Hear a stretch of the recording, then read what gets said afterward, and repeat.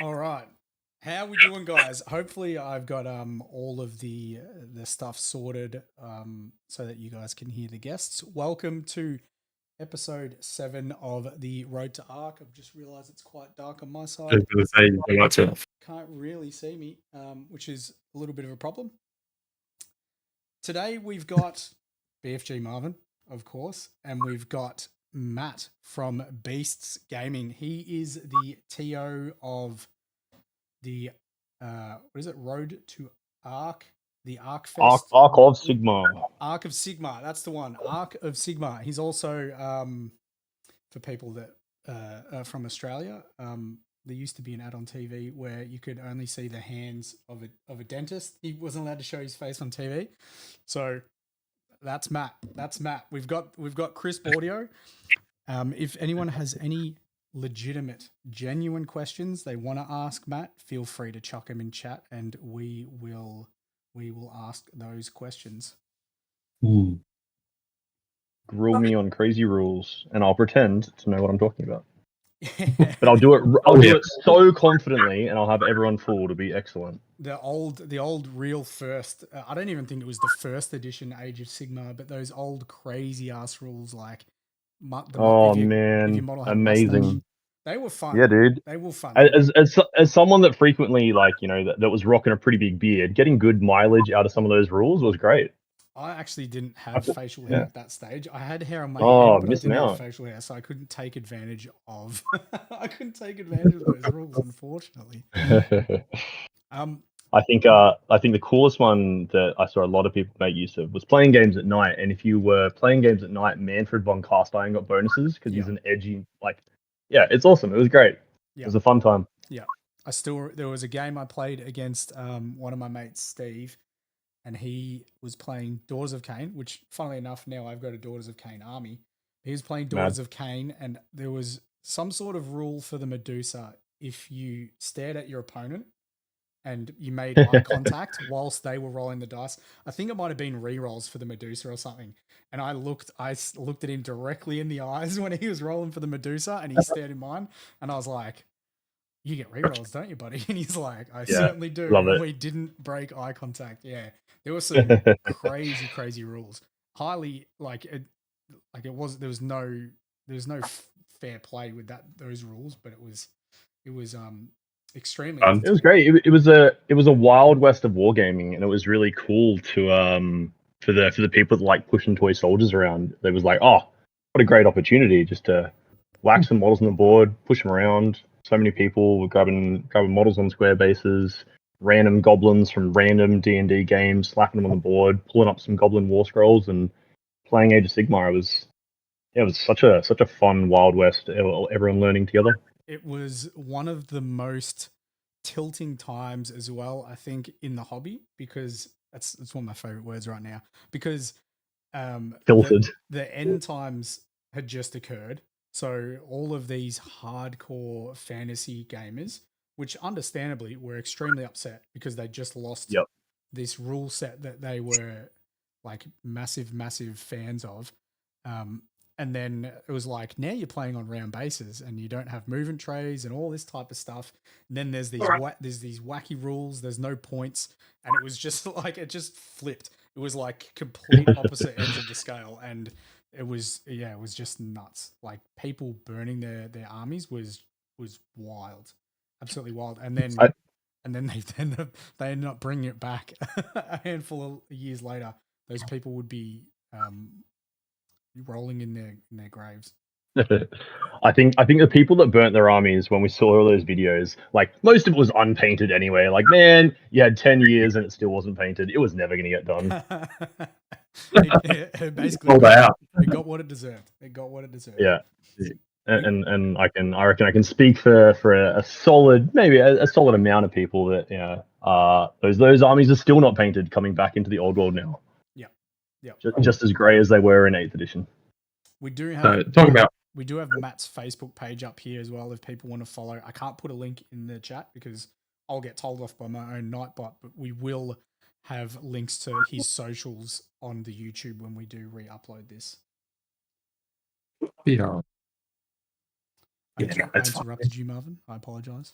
Yeah, sorry. So talking about Old World and stuff like that, how early did you get into the hobby, and what was your like introduction into it? Like, were you into Age of Sigmar straight away, or were you like some Oh, others that was Lord of the Rings first and then my moved on? my hobby roots go way back. I remember my stepdad coming home from like a garage sale. It must have been with just like a big box of like little toy dudes. I didn't know what they were. I was pretty young at the time. Turned out it was like a second edition 40k box with like the little monopose Gretchen, which is super Right. cool. It was like, you know, classically nostalgic to so many people now, which is great. Didn't really think much of it at the time. I just thought it was kind of neat. But similar sort of timeline. We ended up with a copy of Battle Masters. You guys familiar with that particular I've box? never heard of So, what is Battle All right, Masters? so Battle Masters is amazing. First off, Battle Masters was one of the same collaborations as Space Crusade and Hero Quest. So it was a Games Workshop Milton Bradley partnership. And whereas like Space Crusade and Hero Quest focused on just a couple of dudes, Battle Masters was, oh, let's recreate like one the fantasy battle, but easy. And so you had these huge movement trays, but everything was on a hex space, and you flipped cards to move things. It was really cool, super simple. But anyway, and I had a bunch of old goofy ass, mid '90s plastic miniatures. And my stepdad would sit down in the shed and he'd paint away with like oil paints and terps and all that sort of jazz. But it wasn't until a couple of years later when I was living in the UK for a couple of years, I walked into a little corner store, and Warhammer's like everywhere there. It's nuts. And on this wall, I think it was like a souvenir store or something like that. And I saw this box, and it was very clearly to me as like a 9-year-old kid, a robot alien zombie with a green glowy laser gun. I was like, I don't know what a Necron is, but I need to learn like immediately. Fast forward about a week, I'd taken like all my worldly possessions, like my limited edition Pokemon Nintendo 64, all the good stuff you'd have as a kid. And I went down to whatever the English equivalent of like Revolution CD or cash converters and just pawned the entire lot of it. Walked straight into whatever the nearest Games Workshop store was, bought a third edition starter set, and that was that. That's Yeah. that's one of the most unique intros into the hobby that we've had to date. Hey, yeah, I got chewed out so hard by my mum that night. She was like inconsolable that I just sold all my shit to go buy toy soldiers. She's like, Oh, what so the hell even is this? But yeah, oh, I showed her. So, It's not a yeah. phase, mom. It's not a phase, mom. yeah, I'm But still doing it. I'm still doing it. So yeah, that's it. And Necrons was basically the first army. Do you, yeah, well, do you- weirdly, not actually my first army. Just the first thing that really caught my attention in like a huge. I instead of just knowing that Warhammer was a thing, because I'd been into a Games Workshop store once or twice to look around as a kid, like stare out up all the big, hairy gamers pushing toy soldiers around. Um, but yeah, it was the first time like I'd really taken an interest, and yes, I painted up some Black Templars and the Dark Elder from that starter set, and the cool little L-shaped ruins. Um, Ended up with some orcs, which naturally got like cool chaosy red skin as you do when you're an edgy teenager. Um, Obviously chaos came. Yeah, bunch of things, bunch of cool little projects. Nothing really more than like a couple of characters, a squad or two, and a tank. And I'd kind of find my attention would drift off. So even like my first foray with the hobby, I was hobby butterflying all over the place. yeah. Mm. Was it Um, always the painting side of it that got you into it, or did the gaming side grab you early as well? I think it was the everything. It was, I mean, I have this super vivid memory of like dragging my super racky third edition 40k rulebook to school to like read during primary school quiet reading, and it's like, yes, the cat in the hat's over here, and like, look at my space marine, and he's ripping apart this filthy heretic. Um, so yeah, I remember just being engrossed by the worlds of Warhammer, and from a young age, it was all very much 40k. Didn't care for the pseudo historical fantasy archetypes when I could have a freaking space marine with a bolter, right? Yeah. Um, Fast forward a couple of years, dipped out of the hobby, as a lot of people do, in their kind of like mid-teens. Started being a delinquent, riding around on a BMX is more my thing. Got back into the hobby though with some Tau Fire Warriors. No, some Pathfinders, some little metal like sniper Pathfinders, which I just thought were dope. And then it was a really slippery slope, and now we have more armies than I can possibly count 20 years later, and cabinets groaning under the weight of built, unbuilt, painted, unpainted, every flavor of miniature. Yeah. So did you dip your foot into fantasy at all, or was it sort of Age of Sigmar was the thing that got you interested in Age of Sigmar itself? So I actually, right when I was a kid, before I did dip out of the hobby, I got some Chaos Warriors. I painted up some Chaos Warriors in like this in like ice blue, so this beautiful like baby blue color. They were the least threatening Chaos Warriors you'd ever seen. And I painted like a regiment of dudes and a Chaos Lord to go with them. And I was like, this is weird little rectangle shenanigans. I pushed my whole rectangle forward and that's it. Nah, that ain't for me. Anyway, I dipped out of the hobby, and when I got back in after the Pathfinders, I got the Island of Blood set had just come out for 8th edition Fantasy Battle. Yeah. I nabbed that up, and my girlfriend at the time, we were painting the Skaven and the High Elves together, which is really cool. So I still got a couple of those rats kicking around. Then after that, wasn't long until I think Dark Vengeance dropped for 40k, which would have been 6th edition. Yeah. And at that point, it was like, all right, I've already like 2 armies deep and snowballed. Fair enough. Yeah. See, when I was, I ended up getting in. I was like you. I was very much like you. I was like, I really like 40k. I see no interest in fantasy whatsoever. I had lots of like my hobby friends being like, oh, you should get an army. I'm like, no, it's stupid. I was just like, no, it's dumb. Why would I ever do that? And then look at them. They got poofy pants. Yeah, and then the end times started happening, and I didn't realize what the end times actually meant, even by the name of it. Call me naive. But they'd started releasing the newer sculpts, so that's when like the Blight Lord, the Blight Kings came out, and the Wrathmongers, Wrathmongers, and anything that like broke from the confines of those tiny bases. Yeah, the Storm Fiends. And that's what got me into it. I was like, those Storm Fiends are sick. I'm going to do Skaven. So I purchased a whole bunch of Skaven stuff. And then, like, the actual end of fantasy happened, like end times. And I was like, yeah, shit. What am I going to do with all these rats? And then the Age of Sigmar box dropped. And I went halves with one of the guys in store and took the Khorne half. And he took the Stormcast half. And that's also when I found out that without the points, the game was extremely unbalanced, because I got pummeled a bunch of games in a row with just that Khorne half, it was still fun. It was like a heap of fun, you know. That Khorne, I don't know if he still does it. That Khorne Lord used to, if he did a wound to someone, you could just put them into the warp, and it would just it would just outright kill them. So that was my goal. Reality splitting axe. Yeah, the reality splitting axe. I would just go around and try and pick the biggest, baddest thing on the board and be like, right, this Khorne Lord's going to take names. And occasionally it worked. Oh, for sure. Now, skip forward to the future, and you are running Beast Gaming, and from the looks of it, just looking over your Facebook, you're running quite a few tournaments. Not only Arc, you're running some other stuff. They're ones that you've personally running. Yeah, so Beast Gaming popped up at the same time as we're talking about early Age of Sigmar, at the same time as the first General's Handbook, which was the first time that Clint Mallet and Heralds of War stepped up to run what we now famously know as Call to Glory at CanCon, first like massive Age of Sigmar event in Australia. And we're like, me and my gaming buddies like, we should start a team. So the night before the event, I was hand stenciling our names onto like these really cheap, crappy sports shirts I bought at like Lowe's or something. We had these awful, misfitting, like my mum made these cool shirts kind of vibe. Yeah. Which proudly, I think a lot of the teams still have, admittedly.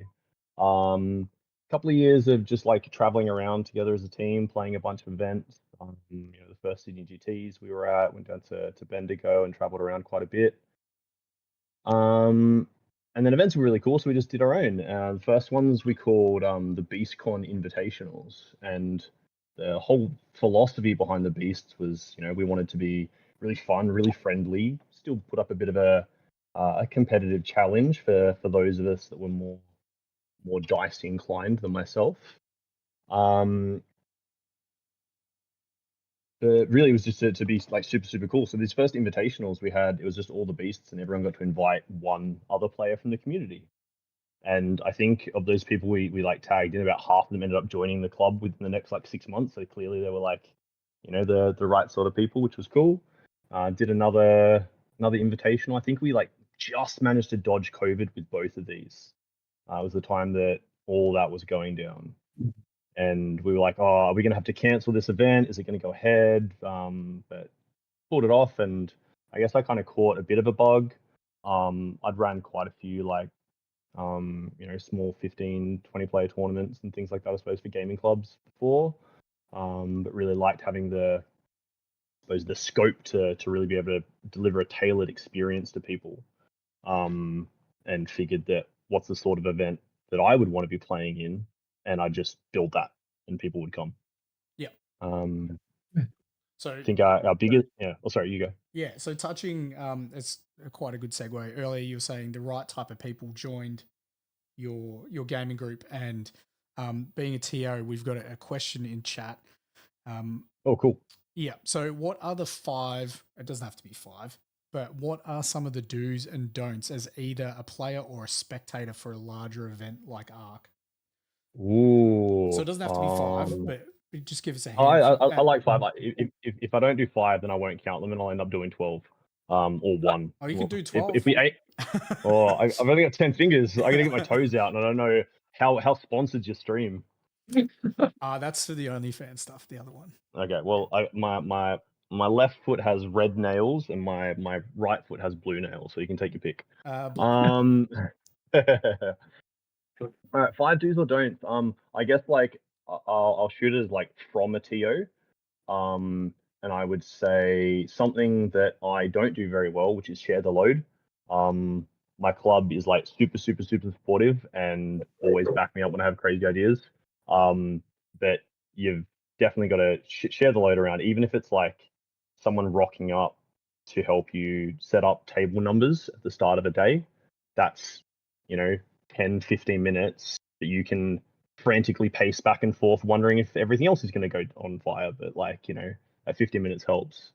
So I think like one would be grab support. Yeah, there's chances are there's people around you. Players want the event to go successfully, so players are normally pretty happy to turn up and help throw together some tables and terrain. And in the case of like really big events, traveling teams interstate, bringing scenery and boards across borders and things like that, it's always really cool and a big part of the scene.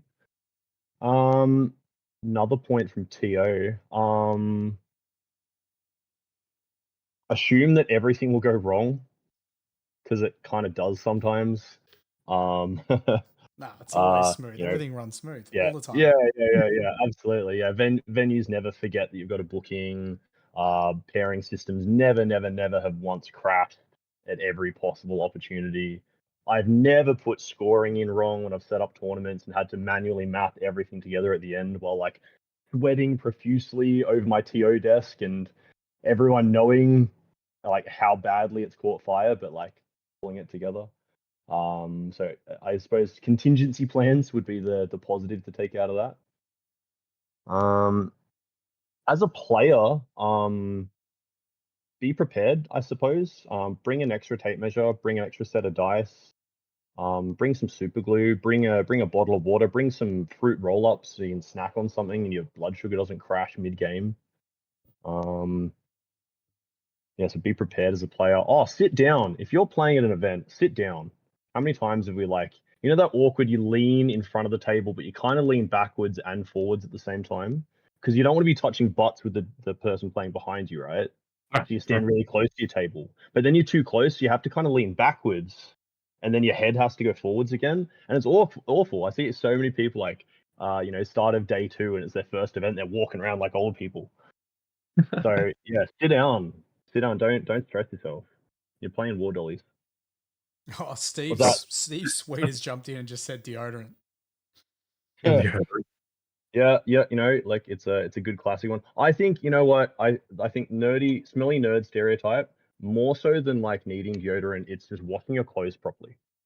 It's like that mildewy smell. That's what gets me as far as like gross nerd smell goes.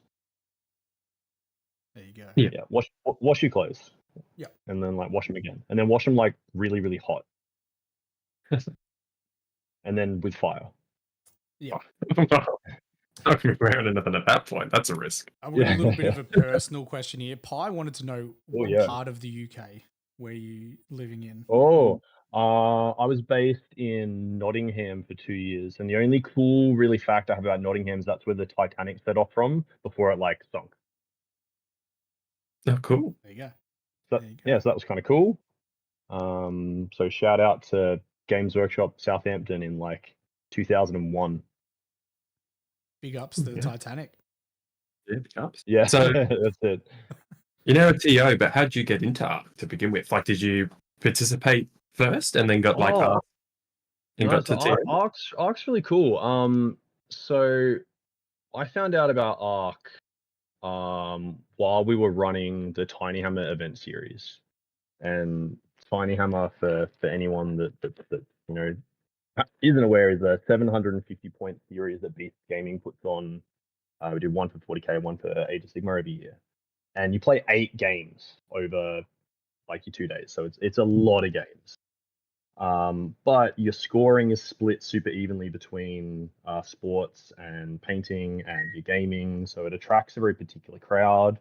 We always play like custom scenarios that the club writes for the events. It's like, without tooting my own horn, like the nicest, friendliest kind of gaming environment. And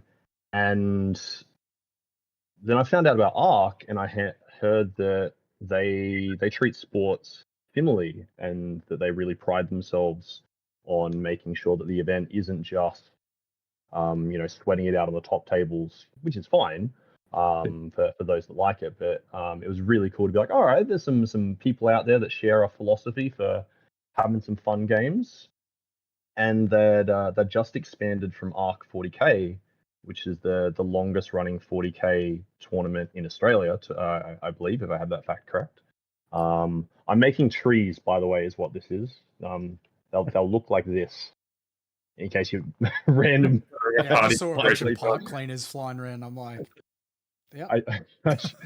I feel I should give some context. They look pretty cool.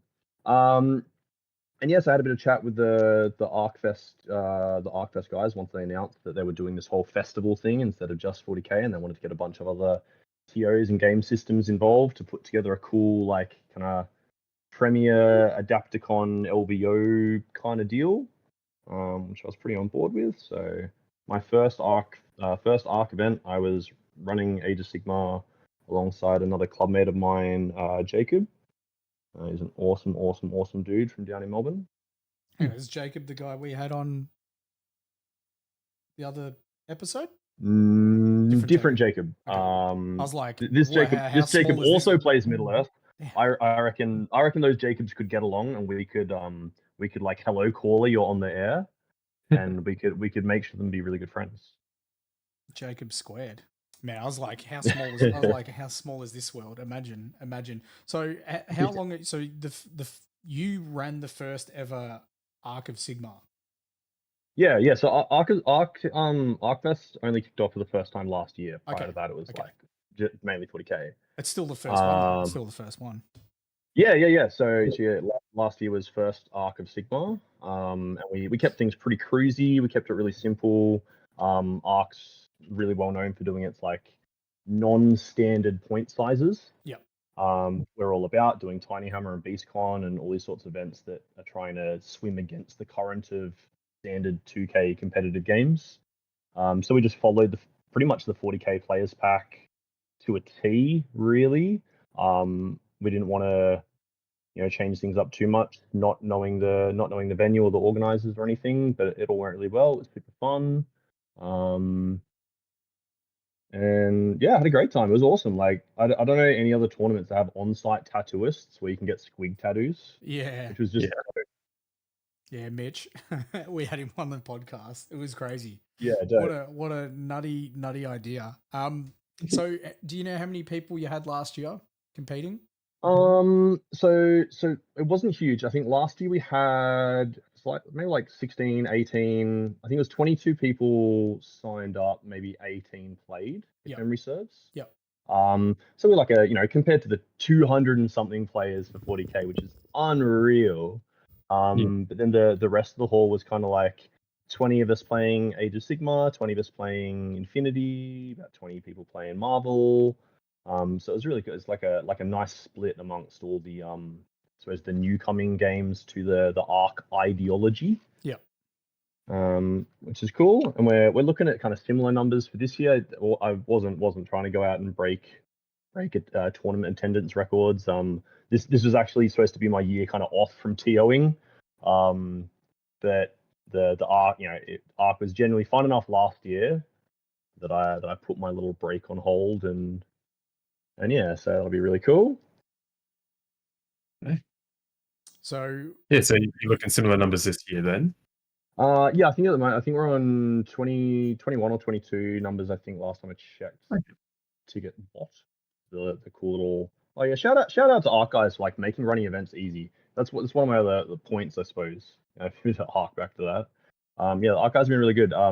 Super communicative, super supportive of like TOs and what they're wanting to do, and acknowledging that it's a lot of time and effort that we give up to travel cross country and run events, not even play in events most of the time. Like literally, creating the most amazing environment you can for everyone else to have fun, and then you pack up and go home. So everyone I've talked to from Arc over the last year and a half now has been really supportive and understanding of that, and so that's really cool. Yeah. Before we did jump on, when I was doing my OBS stuff, you were talking about how you're passionate about games that aren't 2,000 points, and Yeah. So Arc's 1350, is it? Yeah. So Arc's running 1350 this year. For 40K.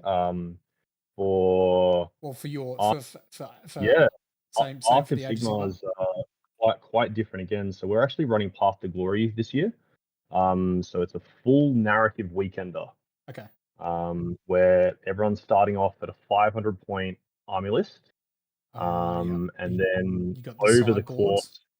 Yeah. Well, yeah, you can grow it as much as you want, because over the weekend, everyone's going to be fighting over a whole lot of these shiny emberstone crystals.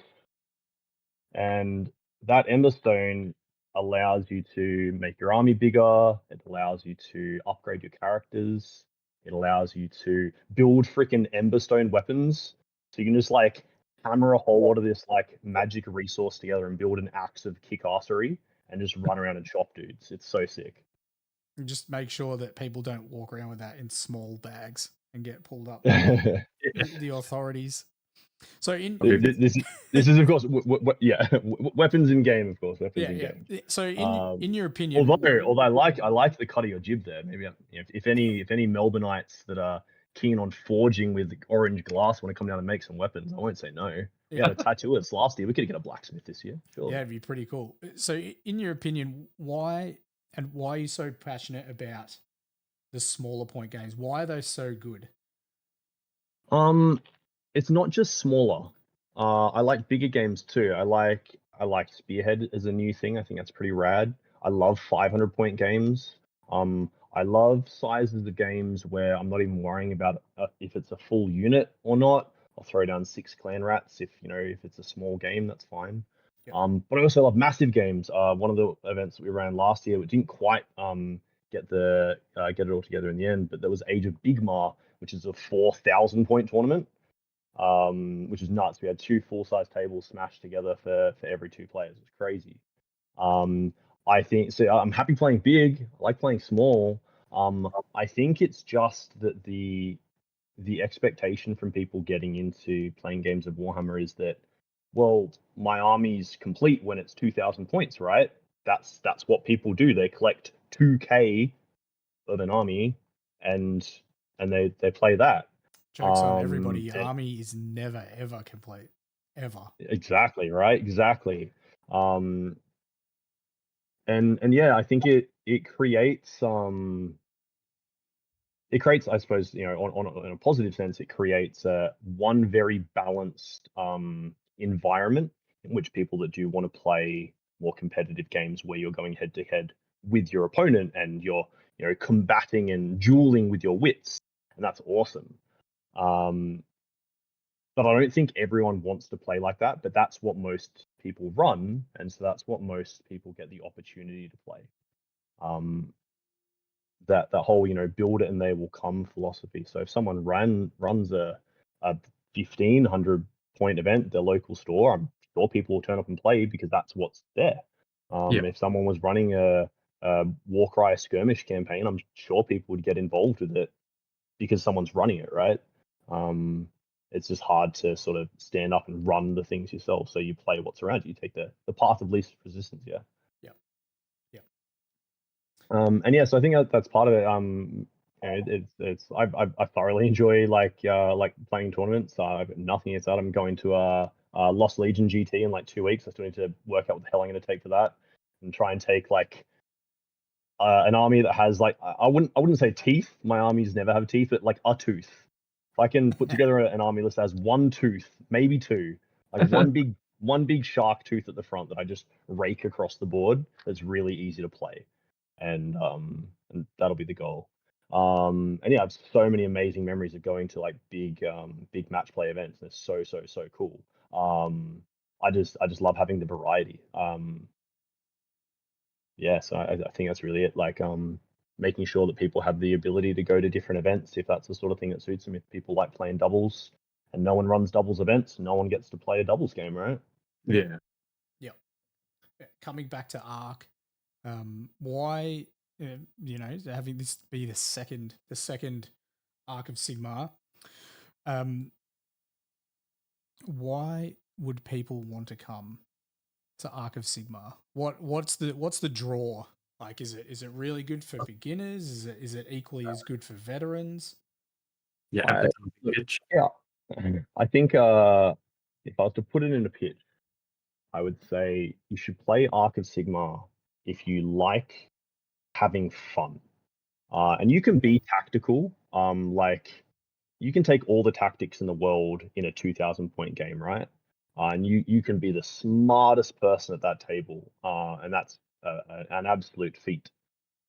But when it comes to like restructuring your army and growing it over the course of a weekend, like you could play that first game really well, but maybe you add like a really fragile flying unit to your army next, and your next opponent happens to have a huge gun line. You're like, oh no, my birds have just flown into like a hurricane of arrows. So I think for the people that like a tactical challenge, for the people that do like going to tournaments to flex on the fact that they're smarter and that they can think ahead and that sort of thing, I think it's an awesome opportunity because you're thinking not just about what you're doing on the table in front of you, you're thinking about what you're doing in the games to come. If my leader dies in this first round, maybe they'll pick up a battle wound that's going to haunt them for my next 7 games, and I won't be able to build this ultimate mega Death Star of Doom character that I want because he's going to be limping around the entire time with a peg leg. Yeah. So I think it opens up that extra level of tactical thinking for those that like tactical thinking. For those that are less inclined to think super tactically, I suppose, you then just get to bring a whole lot of toy soldiers and add them to your cool little dudes as you play games. Maybe you play. So we're starting at 500 points. We're starting at a really tiny size. And I reckon a bunch of people after that first game will go, oh, I know exactly what my army needs for my next game, and it's these Reclusians, or it's this Helped Abomination, or I need a big thing. I don't have any big things, so I'll throw some trolls in there. Or so the ability to react, you can like retire units as well. So maybe you throw like a really cheap screen in there at the start of the event because you're thinking all tactical, and then you simply retire the unit a couple of games later, get half its cost back, and reinvest that into a bigger, tankier unit. Yeah. There you go. So Yeah, like I'm not a tactical guy, and I'm not thinking ahead. I'm thinking like, how many cool models can I squeeze in there? But if you were a very smart guy, I know the Seth, who took out the first place general prize at Arc of Sigmar last year, pretty keen to come back down and give it his best shot as well. So proof that you can be competitively minded and still play in a off meta style of game. Yep, you might go back to back. Could go back to back. I've got one more question to ask, Marvin. I don't know if you've got another question. So, if people are in chat and they've got something they want to ask Matt, now might be the time to type that out. My question is, from Arc or any other tournament you've been to, what is one of your most memorable moments or best games or best opponents you've had? Ooh. Or like from Arc, were you TOing and you saw something amazing happen, or an amazing game? Look, there was a lot of very fun back to back camaraderie for Arc. A lot of people that knew each other, a lot of people that didn't last year, which is really cool to see everyone being really welcoming to that sort of environment. So, big ups to the veteran Arc guys that kind of showed us all the ropes, which was cool. I think if I had to boil my like favorite tournament thing, like experiences down, Bendigo GT a couple of years ago, sorry, Vic GT in Bendigo, done by the Measured Gaming guys. I drew first round. I drew one of Australia's single most like extremely amazingly talented Age of Sigmar players who plays on Worlds. It was lovely. I got to meet Michael Clark. He said, Matt, it's a real pleasure to meet you. This is really cool. I've heard some really good things. I'm really sorry for what's about to happen. I said, oh no. I'm so sorry that we got paired in round one, but I am going to go for this win. And so he wiped me off the table with maybe in about 15 to 20 minutes or so. He killed me so quickly that I had time to condense my army, go have a beer, and then I came back. And at that point, my friend Steve, I don't know if Steve's still in the chat. Hi, Steve. Steve had also had his ass handed to him by, I think, a very similar. This was like when Stormcast Dragons were absolutely popping off. And Steve got rolled as well. And so me and Steve looked at each other. We said, we've had our asses kicked so quickly at this event. Do you want to just play another game? So we got beaten so quickly, we set up a whole second game, of which Steve beat me in. So I maintain I'm the only person in competitive Age of Sigmar to have lost six games at a 5-player tournament.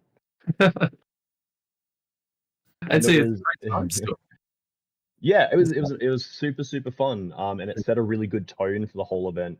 Again, showing that you can be a competitively minded person or a really social, narratively minded person and still have a fantastic experience in the same venue, which is really cool. Yeah. It was that event that inspired Tiny Hammer. I was sick of having so much downtime between my games because I get my ass kicked so quickly. I was like, what if I just have shorter rounds with smaller armies? Makes sense. Funny enough, that's it. Steve said, if you don't claim our in-betweens round game at the Vic GT, I'll be cut. So exactly. You've absolutely. So yeah, that's it. So it has to count for Steve. Otherwise, he's got only like 2 or 3 wins to his name total. I don't want to take one of his. He can only count this many wins. I don't want to take that away from him. Yeah. So by that logic, it has to count, and I reckon the Measured Gaming guys will probably agree. I'm sure it counts. Joel will back me up. Marvin, have you got any closing questions? You smashed out my last question. Oh, did I got it? Yeah. All right, so we might finish up there. Appreciate you giving us your time, Matt, and having a chat about the Arc of Sigmar. So if you guys are interested in going, is there tickets still to get? Could they still potentially get tickets? There are definitely tickets still available. The venue for Arcfest is actually really huge. Yeah, it's a huge multi-layer deal. It's awesome. Yeah. So we've definitely got more space if more people want to grab some Age of Sigmar miniatures and come on down and roll some dice and have a fun time and have some cool takeaways from the event as well. I'm not huge into like big prizes at the end. I want everyone to go home with some cool loot. So we're doing up some fun Emberstone goodies and prizes to go home with everyone. So If you just want to have a fun time, playing War Dollies. Oh, and we're gonna try and do like a pre-round one mini game at a pub nearby on the Friday night. So that makes it a 3-day event. Quite cool. There you go. That's pretty good. Yeah, with optional drinks on the Friday evening for some Barhammer. Where do people find that information? Like, is that going to be on the Arc page or? Will be all details, absolutely all details. You go to either Beast Gaming or just the Arc of Sigmar event. But like, follow, share Beast Gaming, all the rest of that on Facebook. That'll be the best place for all your updates, both for Arcfest details, for Tiny Hammer 40k, Tiny Hammer Age of Sigmar, Big Mar events, any of the Beast things that we run in Canberra or down in Melbourne. Beast Gaming is the best place for all that. And we'll be sure to put all of those links in the YouTube video. And I always forget to tell people to like, share, and subscribe, but hey, they do it anyway, right? You're all doing it. Yeah, that's it. Yeah. You've fostered such a beautiful community of dear listeners that, you know. Yeah, we totally don't have a 7% like rate on our videos at all. Yeah. Anyway, guys, we're going to wrap things up there. We'll be sure to catch up with you, Matt, and if you manage to squeeze even like a minute of time, come and have a chat with us, because we'll have some couches set up where we'll be look forward to it, interviewing people. So thank you for your time as well, Marvin, and we'll get back to the pain stream. Thanks, guys, and we'll see you later.